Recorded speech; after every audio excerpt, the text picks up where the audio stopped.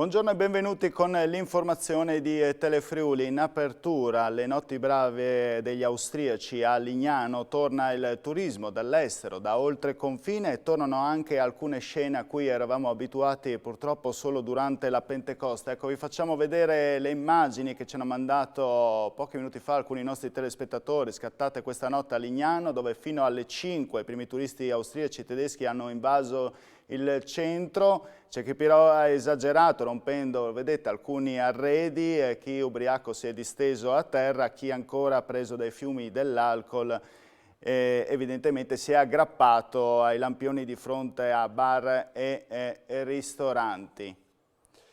E dovremo avere proprio in collegamento Skype il sindaco di Lignano Sabbiadoro, Luca Fanotto.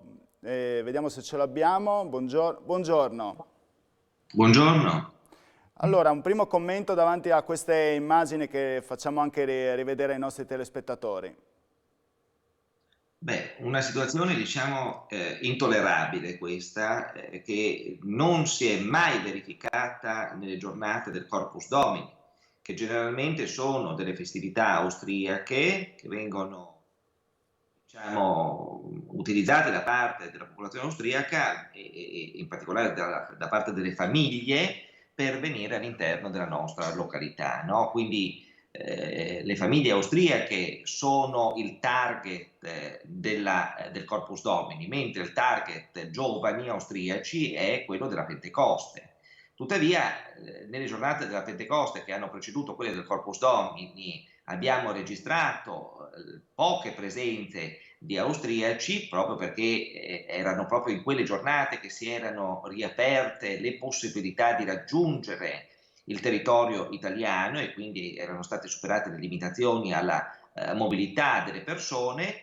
Tuttavia, dico, probabilmente queste persone, soprattutto i giovani, hanno deciso di trasferire la loro presenza, non essendo potuta essere quella della Pentecoste, nelle giornate del Corpus Domini. Tuttavia, anche questa situazione, ecco, non è che avesse presentato degli alert, cioè nessuno si sarebbe aspettata una cosa di questo genere. Ecco, aspettato una cosa di questo genere. Infatti gli operatori turistici non mi hanno rilasciato dei segnali di alert in modo tale da anche prevedere una organizzazione confacente alla situazione.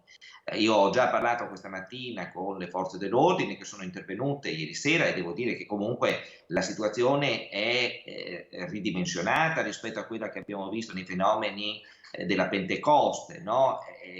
Qui abbiamo degli episodi di vandalismo sul patrimonio pubblico e di assembramenti ingiustificati soprattutto nell'area City ad una certa ora, cioè nella tarda notte, quindi quasi mattina, diciamo che erano dalle 3 alle 4 di mattina fino alle 5, ma tutto sommato l'andamento della serata non aveva registrato episodi di questa natura o assembramenti da altre parti del territorio.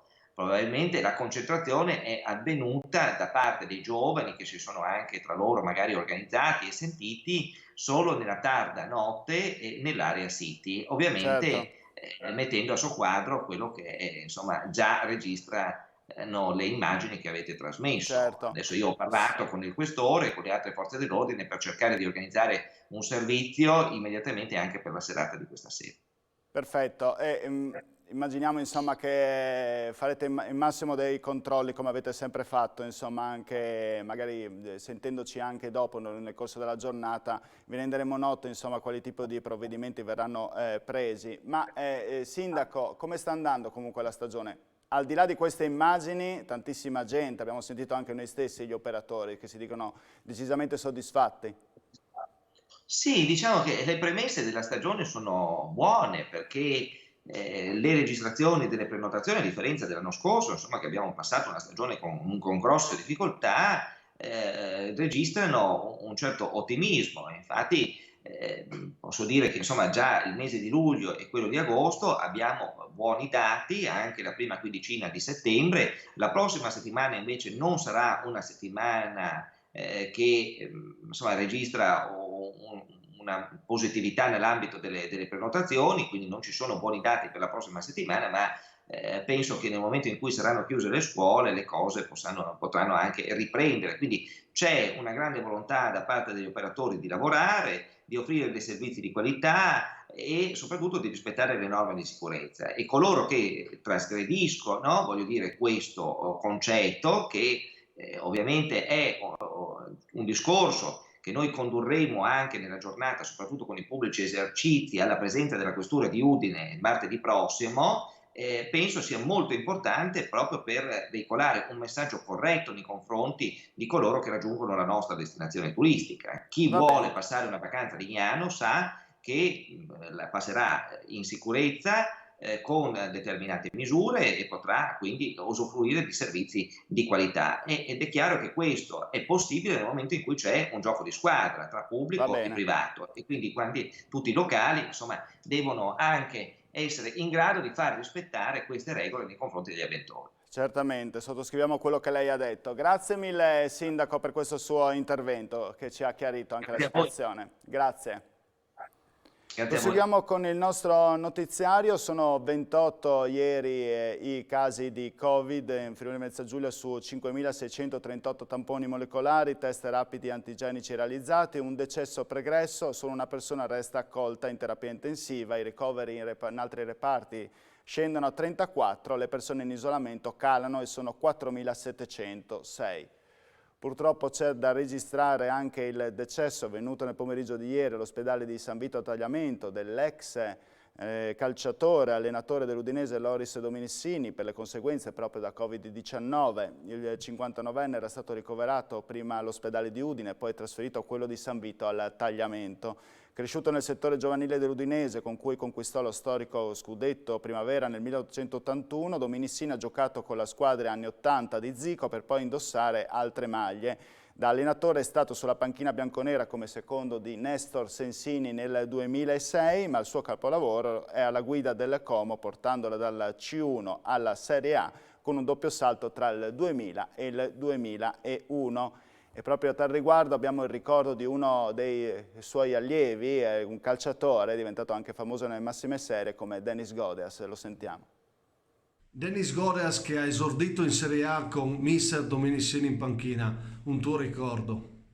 Devo dire che, visto che la notizia me l'hai data tu, sono veramente dispiaciuto perché, insomma, al di là del fatto che insomma, ho ricordi veramente belli legati al mio esordio in Serie A Como, però siccome avevo avuto il piacere di conoscerlo anche prima, devo dire che sono dispiaciuto per la persona straordinaria, per bene, uno tra l'altro con cui mi sono trovato meglio nella mia carriera, per cui sono veramente addolorato e insomma, faccio condoglianze alla sua famiglia e insomma, mi dispiace veramente tantissimo. Mister Dominissini, che tra l'altro poi negli ultimi anni ha lavorato nei dilettanti, a Lumignacco, poi a Cormons nel settore giovanile. Che cosa puoi dire di lui per quanto riguarda il suo impegno nel calcio? No, posso dire che era una persona che meritava, una persona con talento, perché se è arrivato ad allenare in Serie A, insomma, il talento l'ha dimostrato sul campo, ma soprattutto negli ultimi anni anche con i giovani, quindi sono rimasto spiazzato perché la notizia non me l'aspettavo e sono veramente dispiaciuto. Rinvenimento di quella che pare essere una granata da cannone nella zona di Riviera, Lignano, intorno alle 22 di ieri sera nella zona del campeggio Pino Mare. Sul posto sono intervenuti i carabinieri della locale stazione insieme agli uomini della Capitaneria di Porto di Lignano e la polizia locale. L'area è stata immediatamente messa in sicurezza in attesa dell'arrivo degli artificieri. Voltiamo pagina, è partito questa mattina da Martignacco con l'obiettivo di sensibilizzare il mondo sul problema del cambiamento climatico. Massimiliano Rosso starà via da casa ben 5 anni e toccherà tutti i continenti del pianeta alla ricerca di aziende e start-up, raccontandole anche, che lottano contro il surriscaldamento. A salutarlo familiari, amici e tante persone. Sentiamolo. Visiterai luoghi importanti, ti affidiamo un piccolo segno. Grazie. È un portachiavi ma benedetto e ti ricorderà Martignacco. Assolutamente. E domandin al Signore che lo benedisse. Massimiliano, per i prossimi 3-5 anni diciamo che questa bicicletta sarà la tua compagna fedele, però ci saranno tante altre persone che tu vorrai incontrare. Dove vai? Oggi Pordenone, domani Treviso fino a Lisbona, poi Stati Uniti, Canada, Giappone, Australia, sud-est asiatico, Turchia e poi rientro in Europa. Senti, un lungo viaggio, per quale motivo? Per il cambiamento climatico, la sensibilizzazione per il cambiamento climatico è un tema che mi sta molto a cuore. È giusto raccontare le storie di altre persone che stanno combattendo o comunque stanno attivamente facendo qualcosa per contrastare il cambiamento climatico. Cosa ti mancherà di più? A famiglia e gli amici. Però tu avrai anche una bandiera, ti hanno donato una bandiera, porterai il Friuli in giro per il mondo. Assolutamente, quello subito, sempre. Il momento di partire. Ci vediamo fra un paio d'anni. Non salvo. Dai, su. Non ti preoccupare, Buon viaggio, goditela. Ciao. Vai.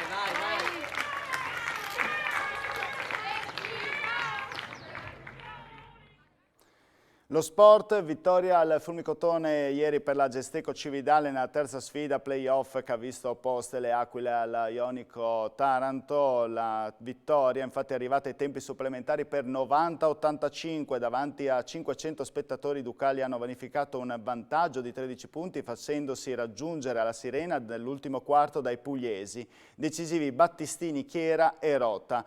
Ora la squadra di Pilastrini si è portata sul 2-1 ed è a un passo dalla finale play-off del campionato di Serie B. Domani alle 18:30 l'occasione di chiudere la serie e volare in finale per la Web Gesteco Cividale, che potrà ancora sfruttare il fattore campo.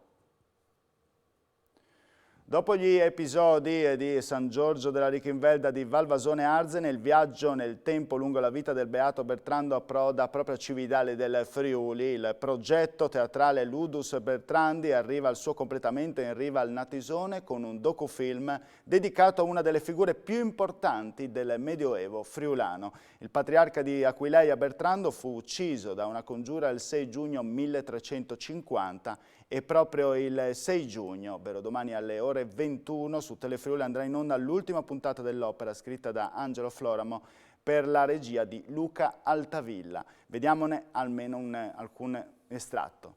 Ludus Bertrandi, secondo atto, è sempre Vitale da Bologna che racconta 5 quadri e 5 pennellate.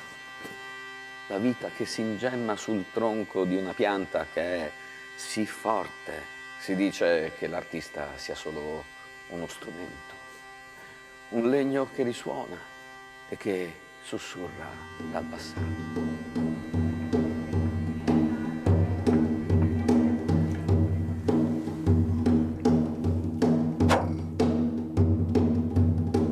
E non perché costretti da esterna volontà, chiosando le carte e le pergamene miniate.